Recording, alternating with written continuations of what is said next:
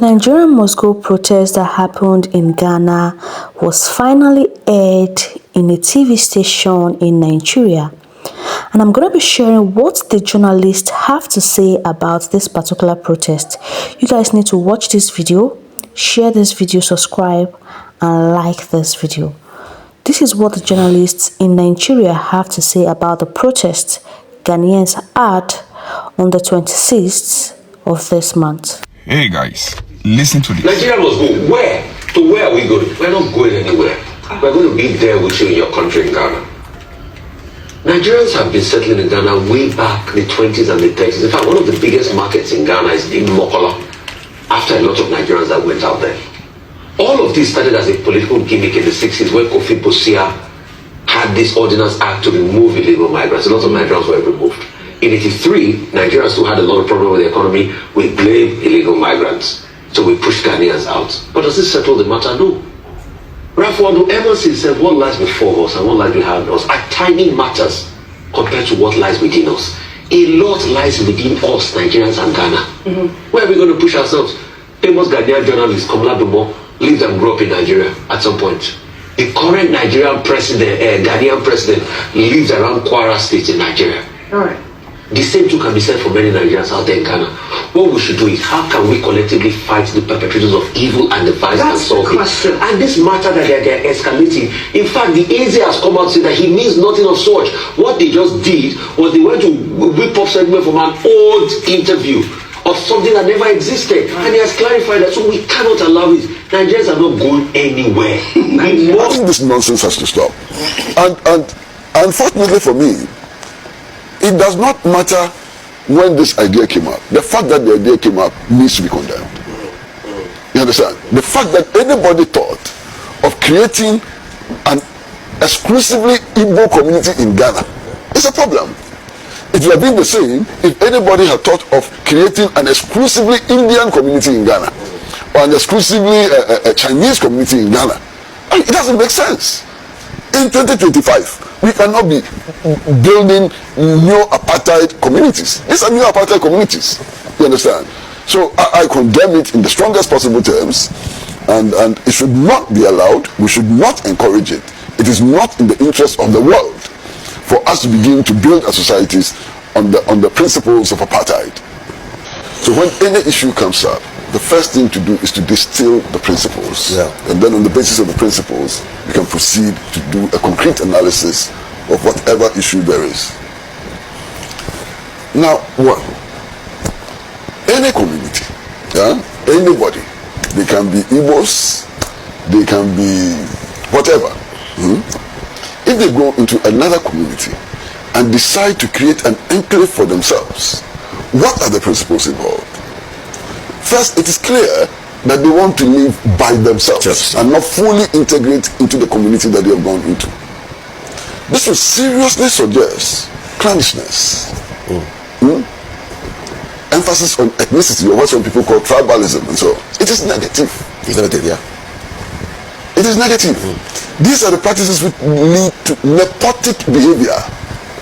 You understand? We speak the same language, we have the same culture, and therefore we ought to help each other against others who do not speak our language and others who do not have our culture and so on. This is the problem. You understand? It's a huge problem.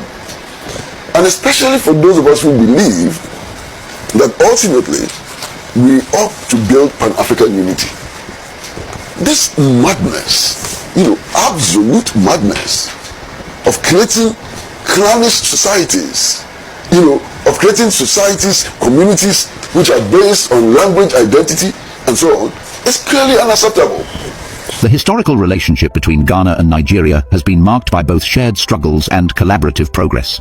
However, recent discussions advocating for the forced expulsion of Nigerians from Ghana, conceptualized in the infamous Ghana Must Go policy of 1983, are an echo of misguided nationalism rooted in past mistakes. Such policies are not only counterproductive, but also threaten the stability and development of both nations. It is imperative to critically evaluate why pursuing such ideologies is fundamentally flawed and why Ghana should reject any form of xenophobia aimed at Nigerians. Welcome to the CEA Network. Please like, share and subscribe. The history of Ghana and Nigeria's relationship demonstrates that cooperation and mutual respect foster economic growth and cultural enrichment. During Ghana's early years of independence, Nigerians were welcomed to contribute to the country's development. Their investments created jobs, expanded industries, and contributed to Ghana's economic growth. However, President Kofi Boussia's Alien Compliance Order of 1969, inspired by political hysteria and xenophobia, resulted in the displacement of countless Nigerians, economic downturns, and strained diplomatic ties. Ghana's attempt to expel Nigerians was mostly motivated by economic hardship and nationalistic fervor, leading to widespread suffering. Many Nigerians returned home, but the economic damage persisted. Ghana suffered from a loss of skilled labor, investment, and trade relations. Meanwhile, Nigeria faced its repercussions, including economic instability exacerbated by oil price fluctuations and devaluation, leading to the famous Ghana Must Go policy in 1983 by President Shehu Shagari. This cycle of hostility and return underscores that such policies are damaging to all involved parties. Requiring Nigerians to leave Ghana today under the banner of Ghana Must Go overlooks the substantial contributions that Nigerians continue to make to Ghana's economy. Nigerians own businesses, contribute to the labor market, and foster cultural diversity. Forcing them out would not only devastate families and communities, but would also impair economic growth. The immediate economic gains from expelling Nigerians are illusory, as the long-term costs, loss of investments, diminished entrepreneurial activity, and diplomatic disputes far outweigh any perceived benefits. Furthermore, xenophobic policies perpetuate harmful stereotypes and deepen divisions within Ghanaian society. Labeling Nigerians as undesirable ignores the reality of shared interests and interwoven histories. Such discrimination can ignite social unrest, weaken national unity, and tarnish Ghana's international reputation as a welcoming nation. Ghana is part of a larger African integration effort to promote peace, cooperation, and economic development across the continent. Emulating xenophobic policies similar to those criticized in South Africa diminishes Ghana's standing and undermines regional solidarity.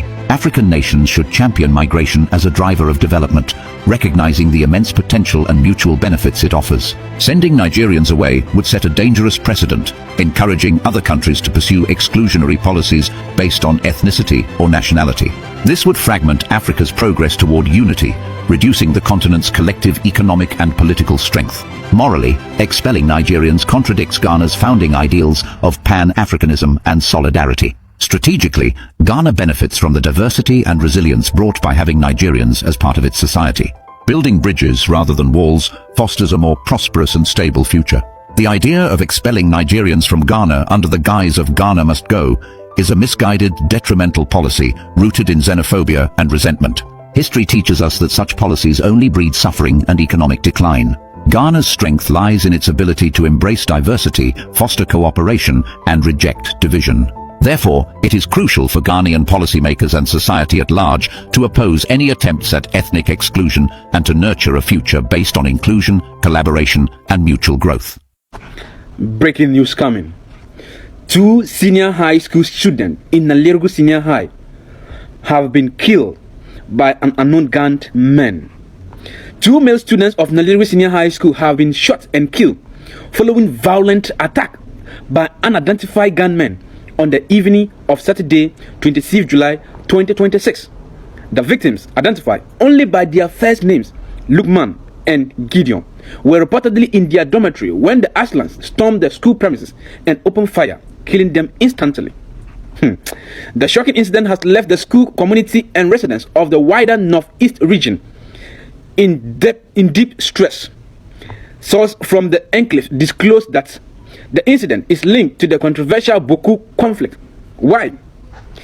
Assemblyman for the Denugu electoral area, Dasmani Fusheni, an uncle to the one of the deceased students, confirmed the attack.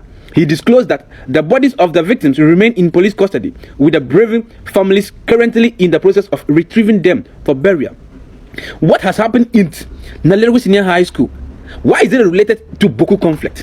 Why will people nowadays in Ghana start firing anyhow? Why? Killing students? I don't know. Ghana police, the government of Ghana, you need to do something at this point. Ghana is beginning to experience terrorists, because these are not just gunmen. Things are beginning to get out of hand.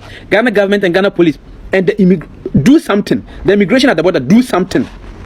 It is understandable that Ghana and Nigeria, they have this relationship when it comes to trading. Yes, we know that. But the issue on ground isn't about the relationship about Ghana and Nigeria, how the Ghana must go or how the Nigeria must go issue is going to affect the economy. The issue on ground, the reason why Ghanaians are coming out to do a peaceful protest is still the same thing about kidnapping of people. They don't want it. This protest is not a violent one. It's a protest that is awakening the government about what is currently happening in their country. If the government is not seeing it, at least the protest is going to signal to them that this is actually what is happening in your country. Please fix it. I've seen a lot of videos of people saying, oh, when Nigerians leave Ghana, Ghanaians are going to be affected. When this is that, the economy is going to crumble. Are you God? Are you God? Even though Nigerians should leave Ghana, they will still find a way to adapt. The other nationals living in Ghana, not only Nigerians, the other people from different countries living in Nigeria, Chinese, Indian, people from Kenya, South Africans, Togolese, Ivorians, they are living in Ghana. So not just because, oh, a particular country people will leave a country, it means the country is going to collapse. I don't buy that. But still yet, we still need each other to grow. That is the point. We still need each other to grow. But the issue at hand now is what the government should tackle and look into and make sure it is solved.